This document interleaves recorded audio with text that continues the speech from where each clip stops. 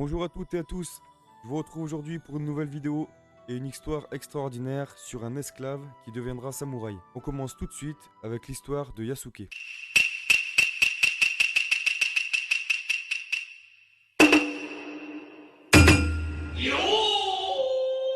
Pour commencer, ce qu'il faut savoir, c'est que Yasuke, c'est le surnom japonais qui lui a été attribué. Personne ne connaît son véritable nom. Yasuke est né sur l'île de Mozambique dans les années 1530 ou 1540. On connaît très peu de choses à son sujet. Il appartient à la communauté Makua, connue pour leur prouesse en pêche et en chasse. D'ailleurs, c'est en recherchant la trace d'un lion blessé par sa sagaie qu'il va se faire capturer par des trafiquants d'esclaves. Il sera traîné brutalement sous les ponts où s'amassent un tas d'hommes noirs enchaînés les uns aux autres.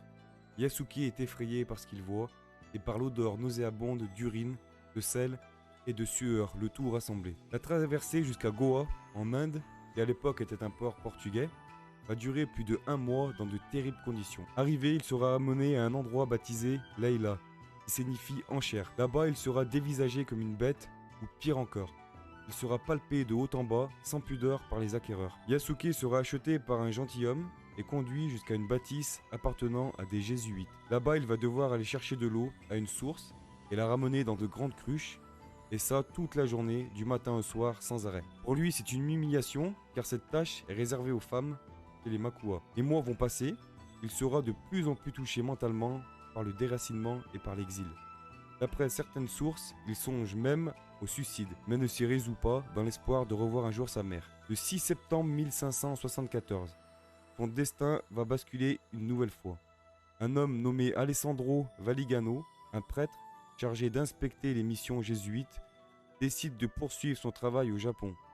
Il cherche un homme puissant et fort pour assurer sa sécurité, sa protection et aussi pour le servir. Donc Yasuke sera choisi et le 20 septembre 1577, les deux hommes embarquent pour un voyage qui va durer près de 2 ans. Après plusieurs escales, ils arrivent au Japon le 25 juillet 1570. 2 ans après, le 8 mars 1581, ils rejoignent l'île de Kyoto, où règne Oda Nobunaga, un puissant seigneur de guerre. Petite parenthèse, sur Netflix, il y a une série documentaire sur les samouraïs et une partie de l'histoire de Nobunaga y est racontée. Donc revenons à notre histoire. Lorsque Nobunaga rencontre Yasuke, il est impressionné par sa force, son intelligence et sa taille de plus de 1,90 m. Faut dire que les Japonais étaient assez petits à l'époque. Pris d'empathie pour Yasuke, Oda Nobunaga demande à Alessandro Valigano, qui doit quitter le Japon, de lui laisser Yasuke. Le jésuite accepte. C'est là que son destin va complètement changer et qui va faire que son histoire va rester gravée. Yasuke est libéré et élevé au rang de samouraï. Il va apprendre le japonais. Puis Oda Nobunaga va lui apprendre l'art du combat avec un katana. En plus des 2 sabres qu'il a le droit de porter, Nobunaga lui confie sa propre lance. Il faut savoir que c'est vraiment un privilège exceptionnel pour l'époque. Seuls les guerriers ont le droit de porter 2 sabres en même temps. C'est là qu'on peut voir la confiance que Nobunaga portait à Yasuke. Et c'était bien mérité pour lui avec tout ce qu'il avait traversé. Il est le premier étranger à porter les attributs des célèbres chevaliers nippons. Personne avant lui,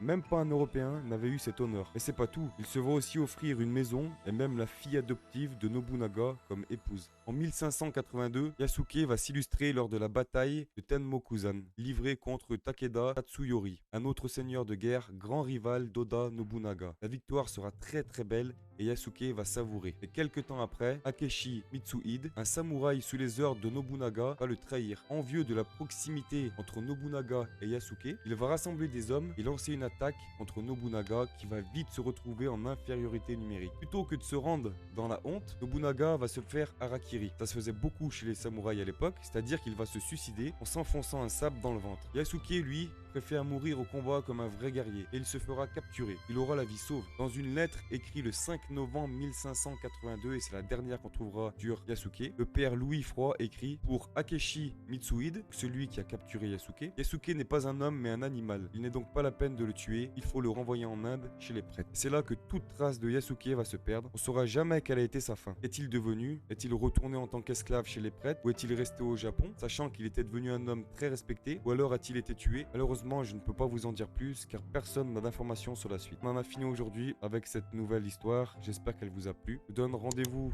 dans 2 semaines pour une prochaine vidéo. Au revoir.